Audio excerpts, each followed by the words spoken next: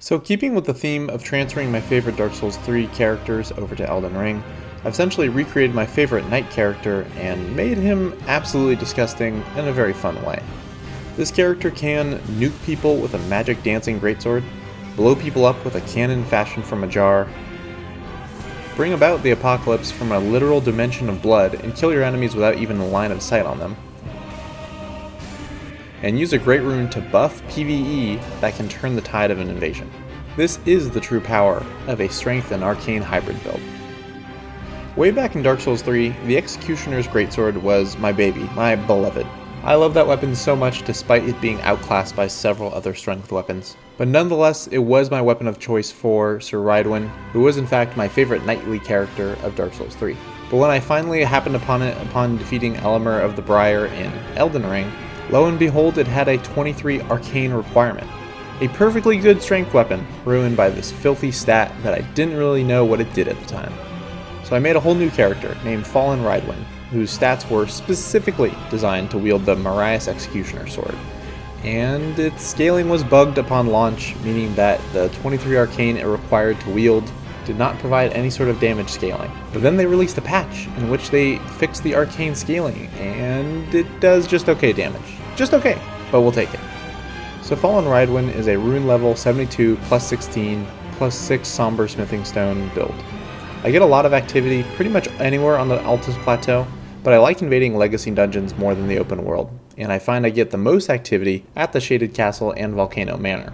You can get invasions in the capital city of Lindell, but not that many, and I'd imagine you're invading players who are higher rune level and upgrade than you.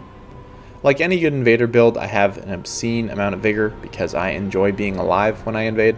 I have just enough strength and arcane to wield a very specific great spear, but 24 strength is actually the perfect number to hit for this build. I get to use all of the strength arcane hybrid weapons, which there are actually a few, and when two-handed I get to wield the jar cannon, which is actually pretty crucial in this game. But more on that later. For you lore nerds out there, the lore behind this build was that back in Dark Souls 3, Rydwin was supposed to be the kind of knight you'd use to put down an uprising with. The kind that wouldn't care whose skull he had to crack in order to get paid, and would use any means of brutal force he had to in order to get the job done. In Elden Ring, he's somehow fallen in with an even worse crowd, who will gladly employ any sort of dark magic as long as it serves their purpose. He will gladly serve any master that pays, whether it be a bell-bearing hunter or a luminary of blood. And the blood certainly sings so sweetly in this game. Speaking of blood, initially my first idea was to use the Bloody Hellas in my main hand and the Marias Greatsword in the offhand. That turned out to be quite bad. The Bloody Hellas has zero synergy with the Marias Greatsword, and you lose out on the best part of the Marias Greatsword, which is its special Ash of War. Yokade's Dancing Blade has the potential to just absolutely shred people. It's best used uncharged as it comes out quite quickly, and you want to do it in sort of close range so that the final slash also hits its target. The final slash of the Ash of War can also be turned in any direction, so it can kind of protect you against any other opponents if need be. A couple of downsides of the Dancing Blade is that it locks you into place for a while performing it, so I'd be wary of performing this around mages. And if there's some decent latency between you and the people you are fighting, you may get interrupted even after landing the Dancing Blade properly, which can be quite annoying. But after realizing that just this greatsword was not going to get the job done against multiple people, I sought out another offhand weapon to use. That ended up being a blood-infused Shamshir, which has great speed and reach in the offhand. I paired that with a blood-infused scavenger sword, I know, already very original, a bleed build. Bleed right now is a bit overtuned, and you'll probably notice that in most of these invasions I end up just nuking a phantom with just running L1s before switching to a more fun main hand weapon to finish off the host with. This reminds me a lot of bleed weapons on launch with Dark Souls 3, so I'd expect a nerf in the near future. But for now, we'll use this combination because it's incredibly effective, especially against fast weapons like certain katanas out there.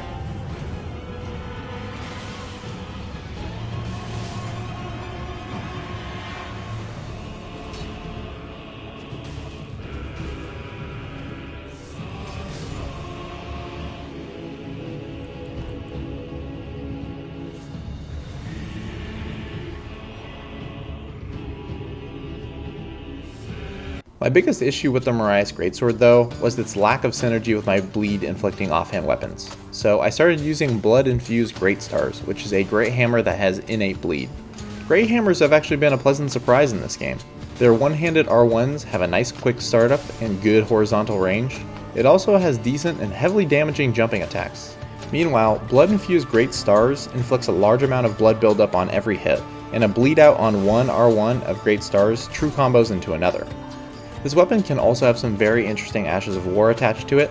I tried to make Wild Strikes work, but I found that I was too often getting smacked with spells while I slowly walked around swinging my weapon like a madman. Ultimately, I ended up going with Storm Stomp, which I know is very basic, but it's effective at taking pressure off of you from multiple people and turning that back right around with a guaranteed hit. There was one more melee weapon that I put to very good use, but I'm going to end up dedicating a section of this video entirely just to that weapon, as well as another item associated with that weapon, and I don't really want this information falling into the wrong hands, so stick around for that.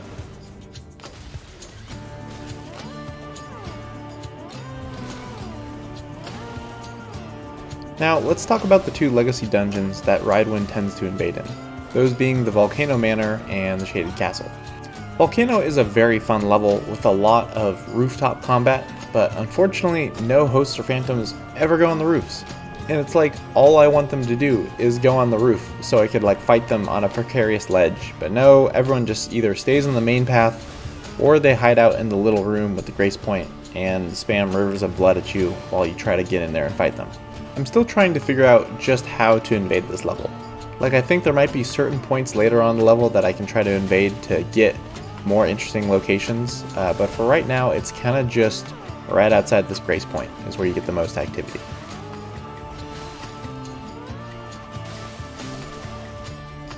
But this area does have one extremely powerful Iron Virgin, which is so good at this job that sometimes it does the whole invasion for you.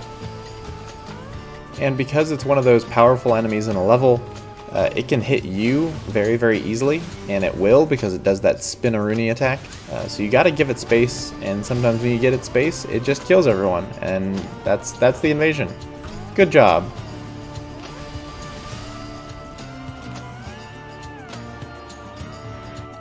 Personally, I have a lot more fun invading the Shaded Castle, and it has absolutely nothing to do with any of its PvE support. This level has about 2 clean route nights between you and the boss, and every time I spawn in, they're usually dead. There is also a Royal Revenant in the area, which would be fantastic if it didn't spawn in one very specific location that hosts will avoid like the plague. It's also a location that you don't need to go to at all to progress the level. Spawn points also tend to be terrible here, since FromSoft seems to gauge your spawn point solely based on an XY axis and does not take height into account whatsoever. This is especially troubling in levels that can end up being quite vertical, such as the Shaded Castle. Now, I'm really selling this level hard, I know, but it is still a fantastic level to invade in. Knowing the level and where to escape to and where you can approach from is half the battle, making knowledge of the level of the utmost importance, knowledge that the host and their phantom very rarely have. There are lots of tight corners and ledges and rampart walls that you can use to sneak up on your opponents. And there are also plenty of vantage points and bridges and sight lines. And this is where the jar cannon comes into play. And oh boy, let's talk about the jar cannon. The jar cannon is basically the Millwood bow that requires 0 FP to blow people up with. You can buy explosive ballista bolts from a nomadic merchant on Mount Gelmir, but combining those explosive bolts with the jar cannon allows you to fire a large, pretty highly damaging bolt that will knock anyone off a ledge if it hits. I don't need to tell you just how satisfying that is. So back to that invasion where I knocked the phantom off the platform, that essentially separated the two of them from each other, which then allowed me to move in and chase down the host all by myself while the phantom could do nothing but try to find their way back. And they do find their way back eventually, albeit just too late. I'm still getting used to how the cannon fits into my inventory because it does make me fat roll when equipped, and sometimes I fail to unequip it, but using it is easily some of the most fun I've had in a From Software game ever.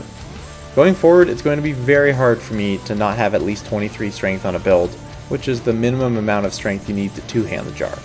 This is an excellent addition to the game, FromSoft, you crazy bastards. Thank you for letting us have this.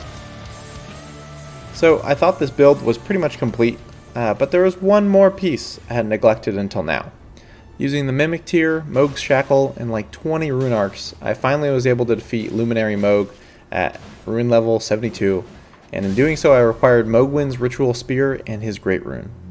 And holy hell, does Mohgwyn's Ritual Spear just annihilate people. This is the closest thing I can think of to a win button in this game. Everyone is running around complaining about the big bad katanas that people are getting their hands on these days, but due to the difficulty of Mohgwyn and the somewhat odd stat requirements of 24 strength and 27 arcane, most parties and invaders have not yet discovered the power of the Blood Boon ritual, the Ash of War that is attached to Mohgwyn's Sacred Spear. And to be perfectly honest, good. This thing is broken, but so very cool. While this attack does indeed go through walls, it also travels upward to a degree, meaning you can take people out from underneath walkways in certain situations without them having ever seen you. However, I have noticed that the Blood Boon effect does not travel downwards at all, or at least below your feet. I tried this here at the top of a ladder, and so you'd be better off waiting underneath a ladder. If you have to be at the top of a ladder, you're better off equipping yourself a jar cannon and blasting them off the top of it as soon as they climb up. Mohg's Spear is also just a pretty decent weapon in general when paired with an offhand. Like any other Great Spear, it has very useful running R2s, inflicts bleed buildup, and the Blood Boon ritual buffs the weapon with even more Blood Flame damage. So yeah, this weapon kinda kicks ass. So don't tell From Software about it, or anyone else you know about it. Let's just quietly summon the apocalypse from a pocket dimension of blood and destroy our enemies with it, and it can just be our little secret. Nobody else needs to know, except for the people that we kill with it. And one last thing, let's talk about Mohgwyn's Great Rune. Every other Great Rune in the game only affects the host of a world, but in fact, Mohgwyn's Great Rune actually gives abilities to invaders. In order to use this Great Rune, you need to use a rune arc in your world, and then invade with this Great Rune equipped, and you'll be granted 3 Phantom Great Runes, along with the usual 3 Phantom Bloody Fingers that you get upon starting an invasion. In order to use the Phantom Great Rune properly, use the item in the presence of an especially powerful enemy in the level, and you will grant them a buff while also sacrificing 5% of your total health. The buff will appear as a red glow around the enemy, and according to the wiki, they'll receive a 20% damage buff. The wiki also states that the enemy will heal you by 10% of your health for every enemy they kill, but that isn't correct, because for every phantom the PvE kills, it will actually heal you to full. In order to get healed to full, it takes about the same amount of time as it does for the additional Cerulean Tears charge to hit your flask, so there is somewhat of a delay. But essentially, you get healed to full and you get a flask back. I don't really care that this isn't the most overpowered thing in the world, like you are sacrificing a little bit of health for a little bit of support from PvE, but it is incredibly fun to buff and to have to protect PvE, and to have you directly benefit from their success is something that I've wanted for a very long time in a Souls game, and now we finally have it.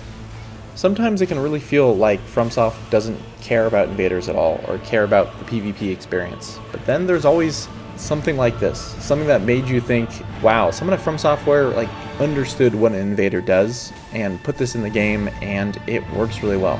And it's the kind of thing that I really love, so I'm really pleased with this game in general. And that's kind of the last thing I wanted to touch on in this video. There's a ton of complaints about the state of the game, about how things are unbalanced, which again, it's a From Software game on launch. We're kind of expecting these things to be unbalanced. But I've noticed a lot of discourse about how things used to be better in Dark Souls 3, about people like the combo system, or people liked having more players in the world. But I think instead of critiquing a system that I don't think is going to change at all, I don't think they're going to suddenly add combos back into the game, or raise the player limit. But I do think it's important to focus and highlight some of the things that are wildly unbalanced or just not very fun to deal with for the sake of the long term of this game. Currently, connections are really not good right now with other players. You'll get just tons and tons of DCs. I had this one instance where I walked into a 3v1 to fight them, and one by one, each of the phantoms had a disconnect or a desync with me, and then I just ended up annihilating the host, which is not that fun. I was really looking forward to that 3v1. But this kind of stuff happens constantly in 2v1s, and it's not a great experience on either of our ends. I'm also really hoping for some sort of ping filter. This particular invasion is just such an absolute nightmare, and because Ashes of War can be so damn powerful in this game, it's impossible to do anything.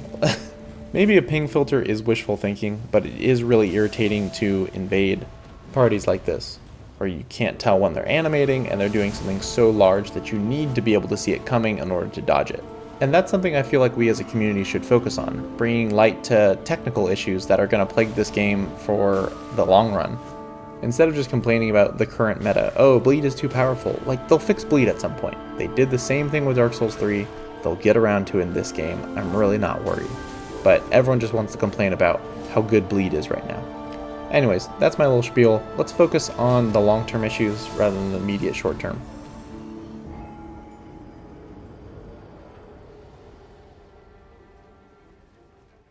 I don't have too much else to say about this, other than that I'm having an absolute blast with this game.